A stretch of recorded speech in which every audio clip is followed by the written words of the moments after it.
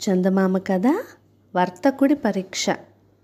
ధనుంజయుడనే వర్తకుడికి అవసరం కలిగినప్పుడు పట్టణం పోయి సరుకులు అవి కొని తెచ్చేందుకు సాయంగా ఒక మనిషి కావలసి వచ్చాడు.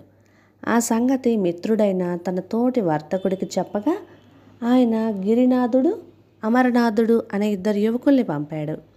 ఇద్దరు ధనుంజయుని కలుసుకొని తాము వచ్చిన పని చెప్పారు. ధనుంజయుడు వాళ్ళను నడవాలో కూర్చోమని చెప్పి లోపలికి వెళ్ళి గంట తర్వాత హడావిడిగా తిరిగి వచ్చి, మీరేమనుకోకండి, చాలా అవసరమైన పని మీద నేను వీరేంద్రపురం వెళ్తున్నాను. తిరిగి వచ్చేసరికి రాత్రి బాగా పొద్దుపోవచ్చు. కనుక మీరిద్దరూ రేపు ఉదయం రండి. మీలో ఒక్కరిని తప్పక పనిలోకి తీసుకుంటాను అన్నాడు. ధనుంజయుడు తన వెంట తీసుకుపోతున్న డబ్బు మూటను దుస్తులో దాస్తున్న పద్ధతి చూసి గిరినాథుడు, అయ్యా, వీరేంద్రపురంలో మనం ఇలా కళ్ళు మూసి తెరిచే లోపల మన దగ్గరున్న డబ్బును దొంగలించే నేర్పరులైన దొంగలున్నారు. ఇది ఇంతవరకు నాకు 4 సార్లు అనుభవం అయింది. మీరు చాలా జాగ్రత్తగా ఉండాలి అన్నాడు. అలాగా, అక్కడి సత్రాలలో భోజన సదుపాయాల మాట ఏమిటి అని అడిగాడు ధనుంజయుడు.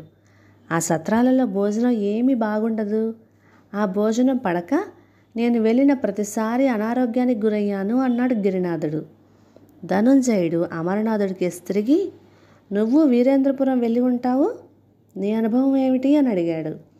అమరనాథుడు గిరినాథుడు చెప్పిందంతా నిజమని, అక్కడ నేను ఒకసారి డబ్బు పోగొట్టుకున్నాను.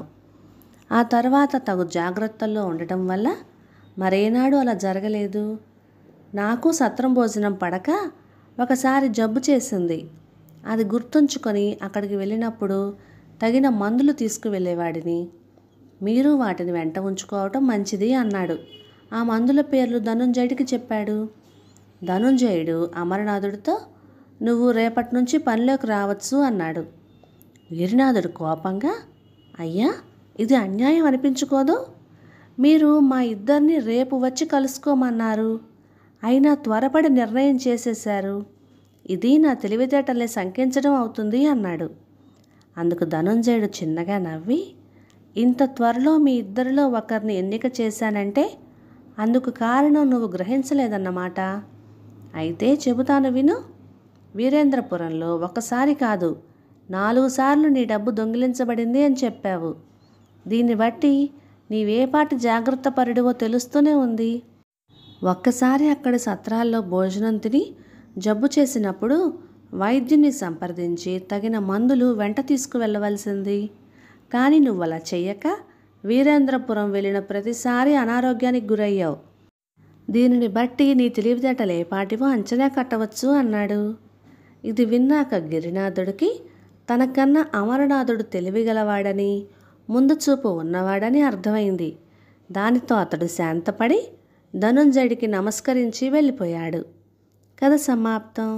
ఇక ఈ కథ మీకు నచ్చినట్లయితే ఇలాంటి మరెన్నో తెలుగు చిట్టిపొట్టి కథల కోసం please like, share and subscribe to my channel. Thank you.